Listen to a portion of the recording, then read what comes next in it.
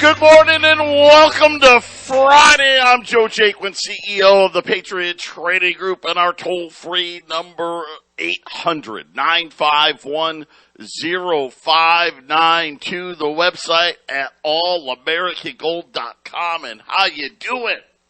Man, all kinds of, we had every Fed governor, every Federal Reserve, and not just Federal Reserve, every central banker of the world seemingly talking in the last 24 hours. Absolute comedy. Really, if you think about it, they're talking about, hey, we got to figure out a way to get inflation under control. Inflation, which, let's face it, 6 months ago they said was, transitory. Hell, a year ago they said it didn't even exist. But we got to figure out a way to get it under control and not cause the next Great Depression. No, they didn't say the next Great Depression. See, they're like, without causing a recession. There's no in between. Don't be fooled. It won't be a recession, and they know that because they've got all of this debt monstrosity coming home to roost. I will say this right now. We expect, Jason and I both expect, major currency defaults. Japan may be first. The Japanese yen getting absolutely obliterated.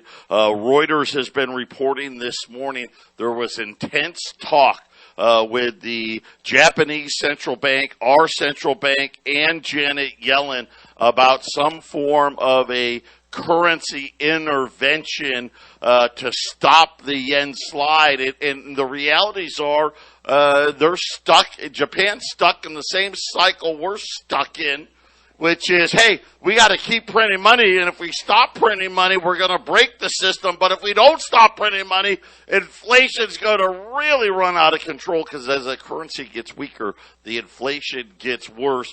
And I just find it interesting. We're hearing the word luck now. If you, and I can't watch too much of the idiot box. The cheerleading channels, no offense to Jim Cramer, but the guy's full of hot air, along with all the rest of them. But they're coming on TV and saying, hey, it's going to be nothing but pure luck if they don't cause the next Great Depression, Jason.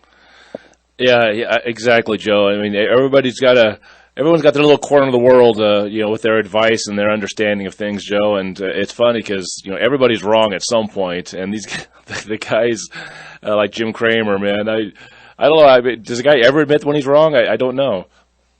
Well, it really doesn't matter. Everything's down today. The Dow's down 500 points. And again, just really unable to go anywhere. And there's just all of these problems appearing in our bond markets. So quantitative tightening, it's finally, you know what, here it is. They announced the end of quantitative tightening. The balance sheet actually almost touched $9 trillion, but it's finally starting to go the other way. And at the exact same moment, foreign buyers disappeared in the bond market.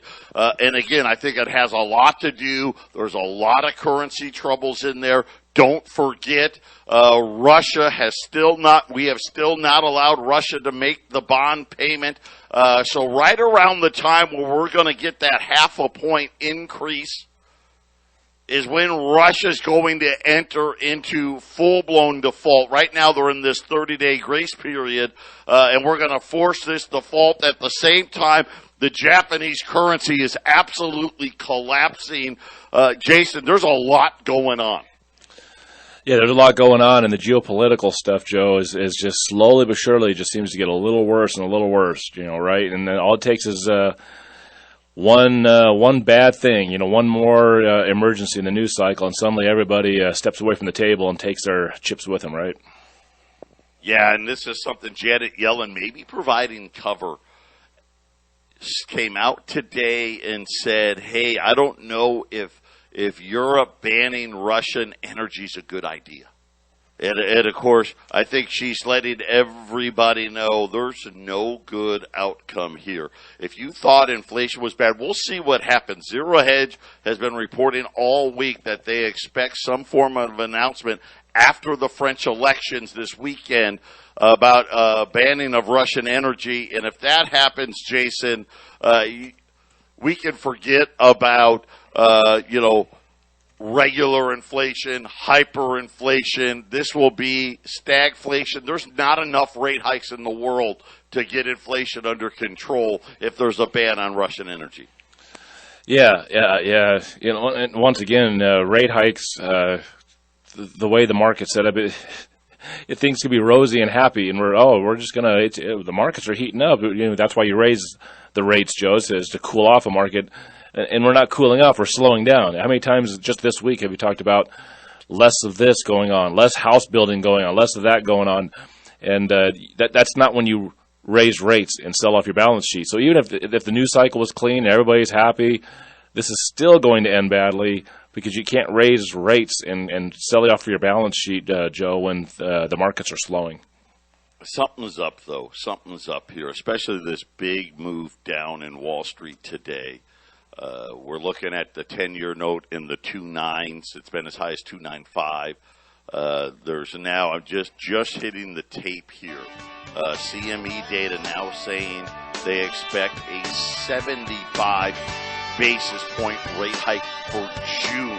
So in other words, I think they know something big's getting ready to come, and inflation's going to be a lot worse, which calls for even bigger hikes. We'll talk about that when we return. 800-951-0592. Don't let luck be there. It's incredible when you hear them say it, that, hey, the Fed's got to get lucky. Janet Yellen. Well, it's not impossible. It's not impossible that, we could get out of this. Yeah, I guess. Right? I mean, the realities are, I actually think it is impossible. There's no winning here, but something is up. Something has changed here today. Right now, the Fed funds futures. So everybody expects a half a point in early May, another half a point in June, another half a point for the next three meetings. Half a point, half a point, half a point. I think that's kind of what people are anticipating. Now, Wall Street doesn't want to believe that. Wall Street wants to believe, hey, they're going to do a half of a point and maybe another half point, but then it's going to, they can't keep doing it that aggressively.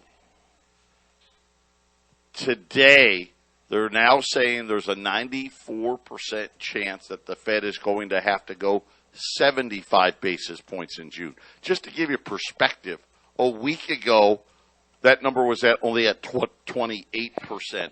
It just seems like Wall Street is anticipating for another leg up in inflation that, for whatever reason, they weren't factoring as little as a week ago, Jason. Well, I seem to remember when they got the first rate hike in place, Joe, before that time, they were talking about 0.5%. Remember, just for a little while, there was that bubbling up, well, we better just go do 0.5%. And then the markets got a little happy because they just did a quarter point. It seems like maybe this is the game plan, Joe. Hey, we need 0.75 of a point. So that way when they do the half point, okay, well, I guess that's better, right, Joe? Could be. I'm more worried, and that's one explanation. I'm more worried about it being the other way, which is, hey, we really need to, and let's face it, the Fed should have already raised rates. Or we don't need to wait. Why wait another 2 weeks? Just have a meeting and just raise the Fed's funds rate. Oh, let's go half a point. That's 18 weeks. And they all know half a point's not going to do any. The half a point rate hike they're going to do in May is not stopping inflation. So why not just have a meeting, say on Monday? And let's get it over. We're going to go 1.5 points right now. And here's the reality. You know why? Because the Dow would be down 5,000 points. That's why. It's the right thing to do. It's the right thing to do. Listen, it's so simple. We need demand destruction, period. And the only way to get it is to make interest rates so high that nobody can afford to do anything. Which what obviously causes the next Great Depression, because that's what it's going to be. Because let's face it, the whole paper house of cards is starting to crumble. Japan is crumbling. The United States, we don't want to admit we're crumbling. We're crumbling. Right? Think about, they just said inflation is the highest in 40 years, and we all know they're lying, right? We know it's probably, if it's as bad or worse than it was in the 70s. If you counted it like you would in the 70s, this is where we would be. That's a fact. That's not conspiracy. That's not, Double's just exaggerated. It's a fact. It's a fact. And what have they done? Nothing. What, a quarter of a point? Right? The mandate is nothing. It doesn't mean anything. They could give two you-know-whats about it. All as they know is they're running out of time. That's all they know. And they're just hoping and praying. And, let's hope and pray. Maybe we can get lucky. There's no getting lucky out of this. You know, the realities is they made a choice. They made a choice which said, you know what? Well, we're going to be reckless. And we're going to create more money out of thin air than the world's ever seen. People Jason, have no idea the amount of money they've created in the last 2.5 years. It was so mind-blowing. All of the things that we're seeing today. And again, we haven't even seen the bad part yet. And this is why all of a sudden there's a Russian-Ukrainian war. They want to blame Russia. It's not. Russia didn't do this. And the funny part is, it seems like they knew already what was going to happen. So let's just blow it up faster, because that's all the Russia-Ukraine thing is. It's blowing it up faster. Right, Joe. That's my take on this always is that these guys are planning this all well ahead of time, and so I think sometimes the problem they have is the timing of it, Joe. And having the control on the interest rates is a great way to time the crash. Does it need to be in June? Does it need to be next February? They can slow things up or speed things up simply by wielding the power that was given to them unconstitutionally since 1913, which is the creation of money and the control of the interest rates. Yeah, and it's something where, unfortunately, the plan that we're going down, and I wish that more people would be out there fighting against this, is that they want even more power. And think about what the ability of them is going to be in the future. Now, see, what they hated here's what they really hated. Man, even when we had interest rates at 0, you people, you still left money in your bank accounts. Even when we said inflation was transitory and it was at 3% and 4% and 5%. You still left money in your bank accounts. Even when our bond market is returning, let's go crazy today, a 10-year note at 2.95. But inflation's 20. All right, let's be kind. All right, inflation's 18, 15. Even their fake number, 8.5. That means you're going to lose, even if you bought a treasury, you're going to be losing 5 to 15% of your money through inflation, and yet you still leave money in the bank. Guess what? We need a digital currency. Because you know what we're going to do? Or we're going to do.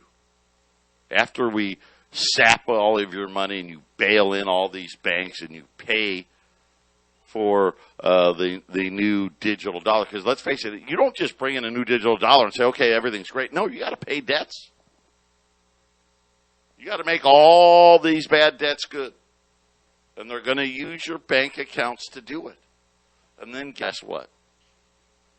Now we don't have to worry. We can just say all mortgages starting tomorrow are 7.5%, right? All car loans, if you got perfect credit, start at 5% and go up from there. And by the way, your bank accounts, we're going to just start out at negative. Let's use 2% because they love, whatever reason, they love $10,000 and 2%. We're going to start it out at negative 2%. Anything over $10,000 in your account, we're just going to charge you a 2% fee until you decide to spend that money. Right, Jason? I mean, this is what's coming. That's what's coming, Joe. It's what we do. It's why we do what we do, because there's so many things, Joe, that can go left, right, up, or down. It seems like, Joe, when we're doing this show every day, we never know what we're going to be saying the next day. What's the next thing that some Fed guy says, or what's the next thing that the president's going to say, right? What's the next thing Janet Yellen, our so-called Treasury Secretary, is going to say? And it changes very rapidly what's going to happen in your bank account. I mean, it seems like with a very rapid pace, Joe, people better get ready because, a digital currency is the end of a lot of your freedoms, and this is exactly where this thing's going. No matter what the news says, Joe, we know for a fact digital currency is our future, and that is not a good thing. It's not a good thing. Let me go over. We had the Beige Book out earlier this week, and I just want to read to you what they're saying. The Boston Federal Reserve. So this is going to be your, the New England region. Economic activity expanded at a modest pace. So that's not great, modest, okay. But here was the big thing out there, according to them, was non-labor input prices continued to soar. The New York Central Bank reports that growth was at a moderate pace. So we get a lot of this moderate pace. Businesses continue to report substantial increases in selling prices, input prices, wages. Businesses continue to be less optimistic. Philadelphia Fed. Business activity grew modestly. So again, a big theme there. That's not robust, right? They're talking modestly. They're saying that the pace and prices grew sharply. So again, this is this stagflationary cycle. The price increases rising way above the economic growth. Cleveland Federal Reserve. Again, economy expanded at a moderate pace. They are saying that significant increase in uncertainty, continued upward pressure on cost, energy, metals, agriculture, commodities. So again, Cleveland spelling it out the same. Richmond, economy expanded moderately. And you get the idea. Businesses reported rising cost of labor, materials, transportation, energy, strong price growth in recent weeks. In other words, inflation getting hotter. Atlanta expanded at a modest pace. And again, once again, price pressures everywhere. And it went on and on and on and on. Chicago, St. Louis, Minneapolis, Kansas City, our Federal Reserve on the west, San Francisco, strengthened moderately. And once again, Jason, the biggest thing, the overall increase in pricing far, far, far exceeding the pace of growth. Commodities always get more expensive during inflation. One thing we should mention more, Joe, is that that 2x4 or that pound of copper, these commodities, these things didn't change. These things, that ounce of gold we sell you, that didn't change. It's the value of the dollars that you buy these things. An ounce of gold has been an ounce of gold forever and ever and ever. A 2x4 is always going to be a 2x4. And these things actually don't really go up in value or cost. What it is you need more dollars to buy them. This is why we sell gold and silver. It's really not the job of the commodities to be low price for you. It's whoever makes the money's job to make sure that you don't have to have more money to buy these things. And we gave that power away over 100 years ago to a bunch of private bankers that are in it for their own gain. And this is what you get 100 years later, Joe. You get a lower standard of living and a lot of favors for the guys on top and a lot of suffering down low. Yeah, and this is going to be something where unfortunately, they've got the media control, but this is why this show's so popular. This is why so many people are podcasting this show, downloading the show, dying for this information, because we're going to allow you to be ahead of the game. I promise you here, this is going to happen very quickly. Like I said, we're not getting to 2030 without a digital currency. I don't think we get to 2025 without a digital currency. And if you have a lot of gold put away before that happens, you're going to come out as a big winner in it all. 800-951-0592, Patriot Radio News Hour. We'll be back after the break. 800-951-0592. Something really, really weird has been happening. Have you noticed that the mainstream media is really underreporting all these fires breaking out all over the world? You know, yesterday they covered the big fire in Russia, Russia's largest chemical plant. It makes industrial solvents, just completely on fire. But here in the United States, I've never seen anything like it. All of a sudden, it just seems like processor after processor after processor. This is food related. These places are catching on fire like crazy. Just in the last 4 months, there's been at least 16 major fires at key U.S. food facilities. And, of course, you know, one of the big problems we have is this soaring food inflation. And now all of a sudden, every processor around, number one, Salinas, California, they employ roughly Taylor Farms, 1,000 people. They're saying that the facility is a 95% loss. They said there's almost nothing left of the processing facility whatsoever. No timetable for when or if they're going to be able to get up and running again. Hermiston, Oregon. There was a fire that occurred on Tuesday at Scherer Foods.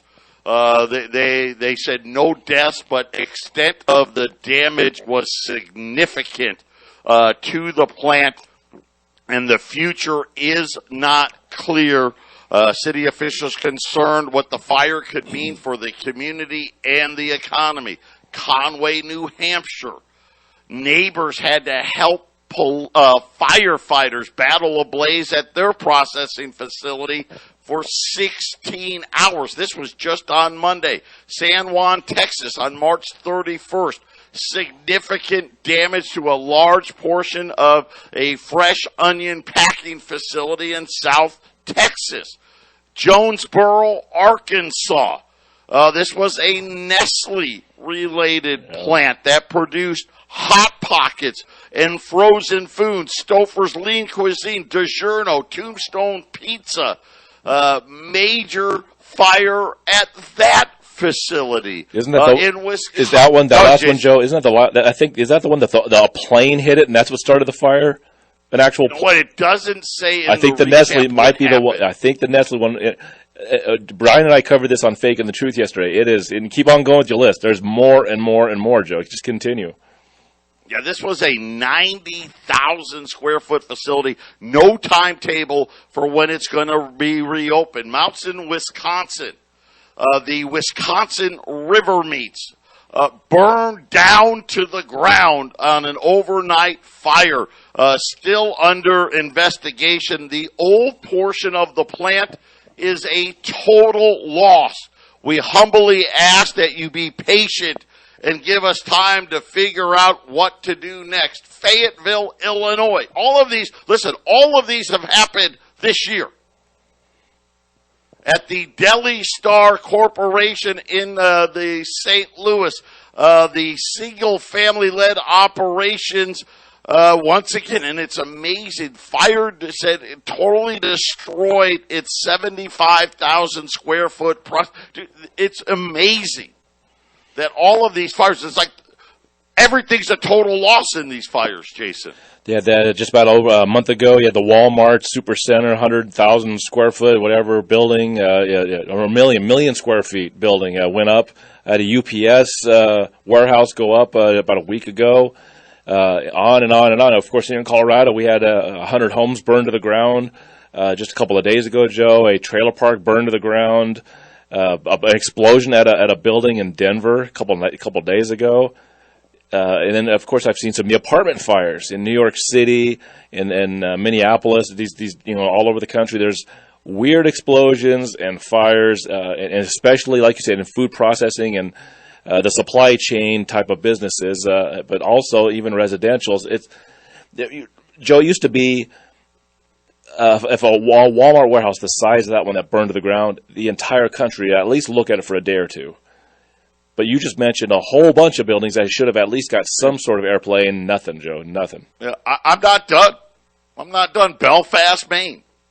The potato processing plant in Belfast burnt to the ground. Fire crews from several towns had to come to try to battle the blaze.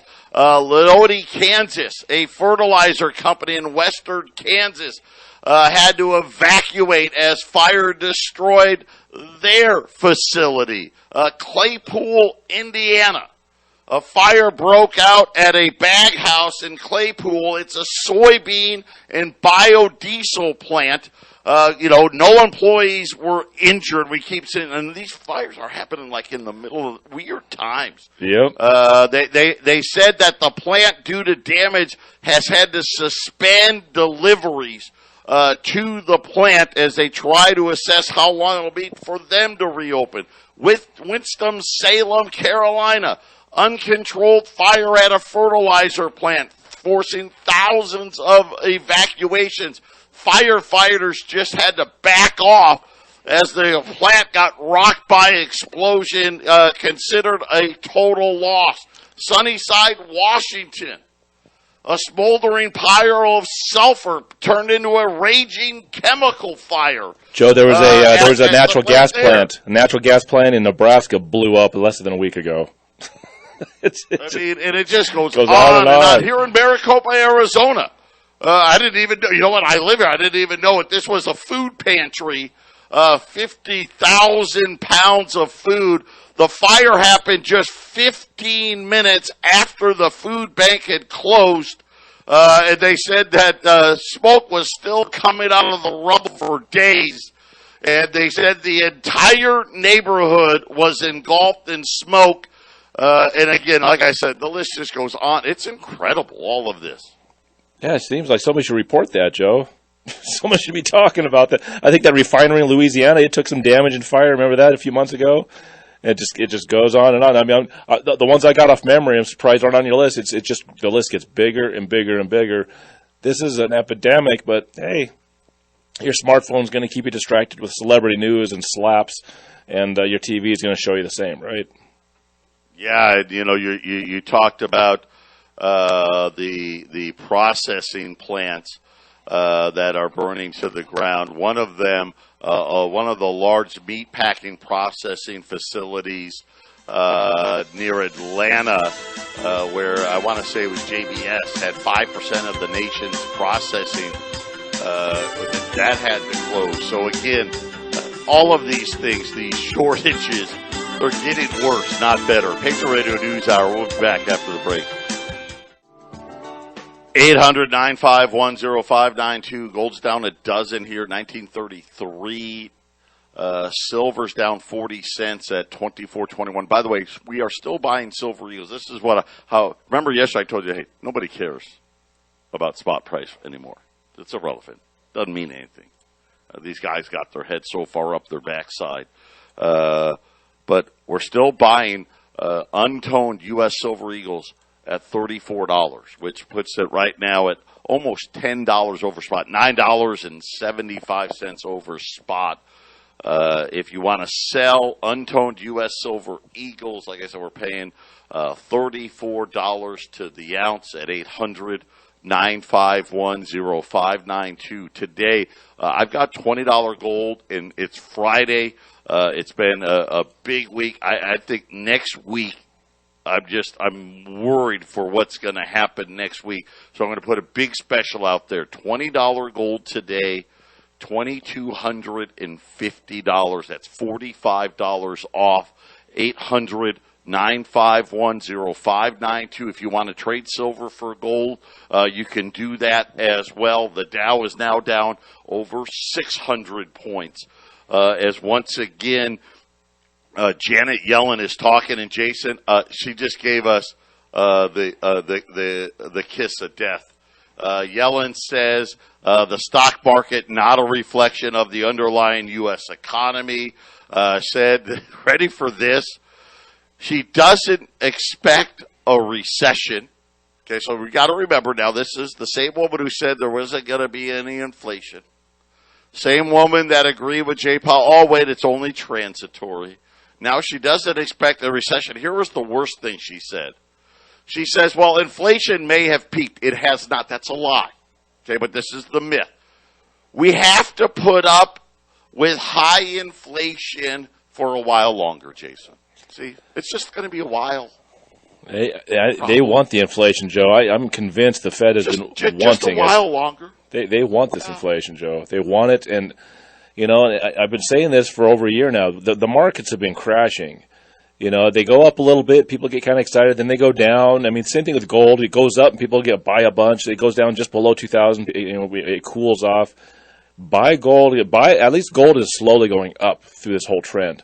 Whereas I'm looking at the Dow, for example, 33,820, April 28th, 2021. So a year ago, Joe, the market is sitting in the same place in the midst of 20% inflation the entire time. In my mind, we've been around 20% inflation the whole time. And this is really what's happening here. They're either Janet Yellen's absolutely clueless, which, listen, I would love to believe that. I believe Joe Biden's clueless. Okay, that's what I believe. Janet Yellen, Jay Powell, they are not. These are deliberate lies, really. And this is treason. This is our Treasury Secretary lying to us all. I don't expect a recession. Really? Because last week you said, well, it's not impossible that we could get out of this. Which kind of means, yeah, well, we're probably in trouble. And then, oh, by the way, maybe inflation has peaked. What is that? What do you mean, maybe? Maybe kind of means what? No. Right? Isn't that really what she said? Well, maybe it has, which means, well, maybe it hasn't. And we're just going to have to live with it. Really? Wow. Because I remember 16 years ago when you came out with this baloney about a 2% inflation target. And that was the most important thing. And now you're, sorry. Is it over 2? It's way over 2? Hey, it may be 10 times more than 2. Well, you're just going to have to live with it for a while longer. And these Fed chiefs. I wonder how long her while is, Jason. These Fed chiefs, Joe, I vision, the way I see them, Jerome Powell, Janet Yellen, Ben Bernanke, these guys, they really are they're messengers. They don't make these decisions. They're not the decision makers. I just want to strap them up to the lie detector. Get Maury Povich, get them out of retirement, strap them up to the lie detector, and then you lied more than 1,000 times. My vision, Joe, is that, remember that movie 300, where the conquering the guys, they're coming in and Leonidas is dealing with the messenger, and they're coming in as, well, if you enslave yourself to us, we'll make sure that you have a good position as a slave to our conquering army. And He just kicks them into that hole and gets rid of that. That's kind of what I wish we could do with Fed chiefs. Just kick them down a dark hole, never to see them again. Goodbye, and let the people have an honest money system outside your control, Joe. That's always kind of like my fantasy. And again, where is everybody? Where is the people on TV calling, just doing what I'm doing? They're lying. No way, they're cheerleaders. And they all kiss the Fed's butt, Joe. Everybody on TV. That's it. This is a butt kissing 101, and let me tell you what what that's going to lead to. You're going to take all your money. That's what's going to happen. Either you get prepared, or be prepared to lose most of your wealth, because that is what is going to happen. And then they're going to tell you the digital currency will save us. And guess what? Like sheep that we are, most people are going to be out there saying, "Yes, give it to us." I mean, look at what they did with the mask. They had everybody in a mask with COVID. This is the same thing, but the difference is instead of this just being a mask, this is all your wealth going away. One thing the Fed hardly ever talks about, Joe, once in a long while, but they never talk about gold. If they're lying about stuff and they're cheating people, if they never talk about gold, maybe it's about time you understand that if the liars and the cheaters and the thieves aren't talking about something, probably a good place to be, right, Joe? 800-951-0592, the lead pipe stone cold lock of the week. You have to have your order in today. $20 gold pieces, $2,250. Jason and I are coming right back with the final segment. 800-951-0592, U.S. $20 gold pieces, red hot sale today at $2,250. We are buying U.S. Silver Eagles that are untoned U.S. Silver Eagles, $34. That's pretty much $9.75 over spot. So if you want to take some silver, trade it into gold, or just put some cash in your pocket, either way, 800-951-0592. Gold's now down 8. 1936, continuing to just hang right in there. Silver down 30 cents right now, 24.28. The Dow is down 625 points. The Nasdaq's down a couple of hundred. I've just seen all these reports about Fed rate hikes. Now, Nakamura now coming out saying they expect 75 basis points in the June and July meeting. So again, Jason, these guys know. They know what inflation's going to do. I'm very curious to see what happens next week. I just feel like something significant has happened. That inflation, which they were, once again trying to hope and pray it down, that was peaking. It looks like it's not peaking. At least this is what the inside of Wall Street is saying is, hey, it's not peaking. It's actually going to climb. I know Jeffrey Gundlach has come out now saying he expects the Fed inflation. Remember, they're saying 8.5%. Jason, he's saying he expects to see 10% or more. Yeah, I agree, Joe. I agree. I think the Fed's gonna. I think maybe in their minds, I don't know for sure, but are they gonna try to inflate their way out of this thing like they did in the '70s, Joe? And then in the 1980s, what they got to spend a bunch of money, right? I mean, is that what they really think is gonna happen? They'll inflate their way into balancing the market, and then they can just start printing away like crazy for a decade and have a party, right? But Joe, it's not set up the same, so I don't really get why they want this inflation. They obviously want it because they're not doing anything about it. They keep talking, but not really doing anything. They talk. They do a lot of talking. I agree. I don't know why. Why? I think they can inflate their way into a better market situation. You can inflate debt away.